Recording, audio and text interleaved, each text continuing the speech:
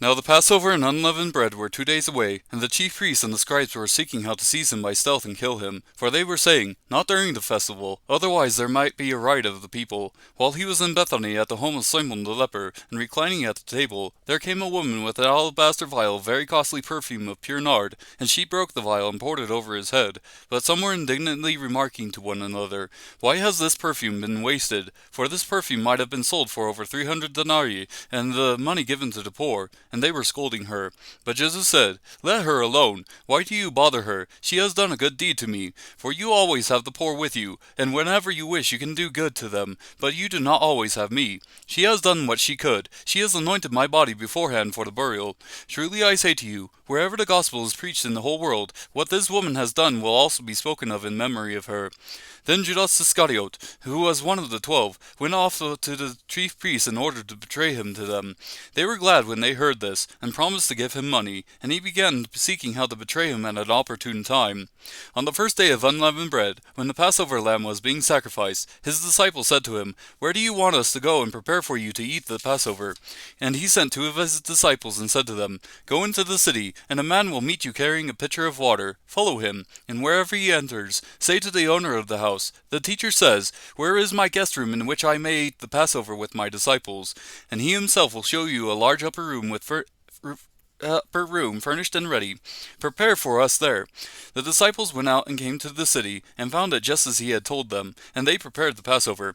When it was evening, he came with the 12. As they were reclining at the table and eating, Jesus said, Truly I say to you that one of you will betray me, one who is eating with me. They began to be grieved, and to say to him one by one, Surely not I.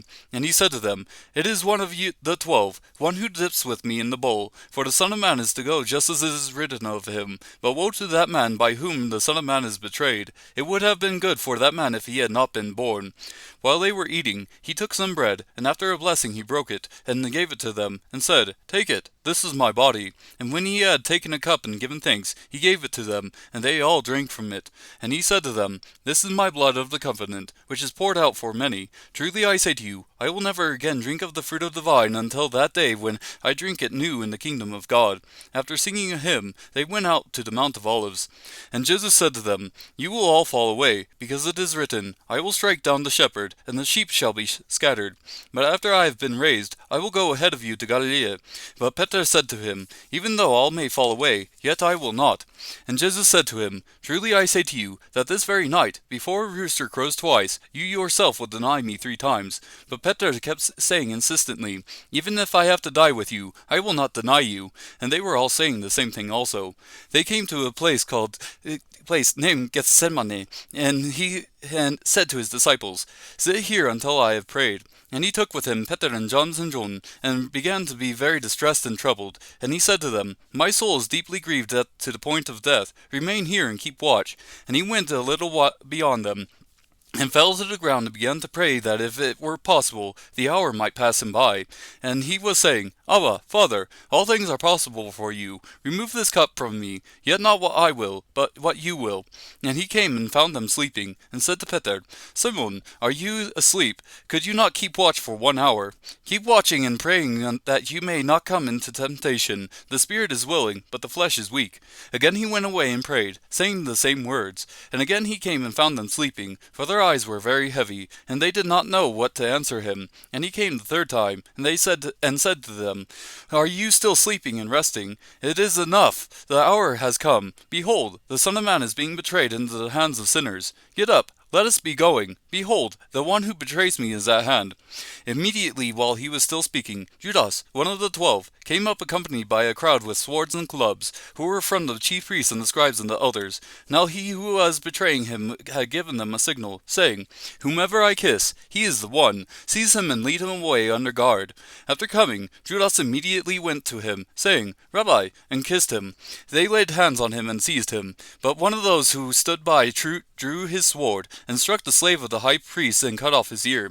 And Jesus said to them, Have you come out with swords and clubs to arrest me, as you would against a robber? Every day I was with you in the temple teaching, and you did not seize me. But this has taken place to fulfill the Scriptures. And they all left him and fled. A young man was following him, wearing nothing but a linen sheet over his naked body, and they seized him. But he pulled free of the linen sheet and escaped naked. They led Jesus away to the high priest, and all the chief priests and the elders and the scribes gathered together. Peter had followed him at a distance, right into the courtyard of the high priest, and he was sitting with the officers and warming himself at the fire. Now the chief priests and the whole council kept trying to obtain testimony against Jesus to put him to death, and they were not finding any. For many were giving false testimony against him, but their testimony was not consistent. Some stood up and began to give false testimony against him, saying, We heard him say, I will destroy this temple made with hands, and in 3 days I will build another made without hands. Not even in this respect was their testimony consistent. The high priest stood up and came forward and questioned Jesus, saying, Do you not answer? What is it that these men are testifying against you? But he kept silent and did not answer. Again the high priest was questioning him, and saying to him, Are you the Christ, the Son of the Blessed One? And Jesus said, I am, and you shall see the Son of Man sitting at the right hand of power, and coming with the clouds of heaven. Tearing his clothes, the high priest said, What further need do we have of witnesses? You have heard the blasphemy. How does it seem to you?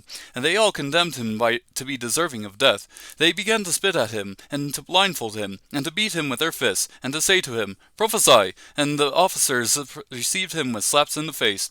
As Peter was below in the courtyard, one of the servant girls of the high priest came, and seeing Peter warming himself, she looked at him and said, You also were with Jesus the Nazarene.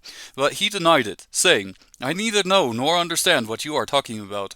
And he went out onto the porch, and the rooster crowed. The servant girl saw him, and began once more to say to the bystanders, This is one of them. But again he denied it. And after a little while the bystanders were again saying to Peter, Surely you are one of them, for you are a Galilean too. But he began to curse and swear, I do not know this man you are talking about. Immediately a rooster crowed a second time, and Peter remembered how Jesus had made the remark to him, Before a rooster crows twice, you will deny me 3 times. And he began to weep.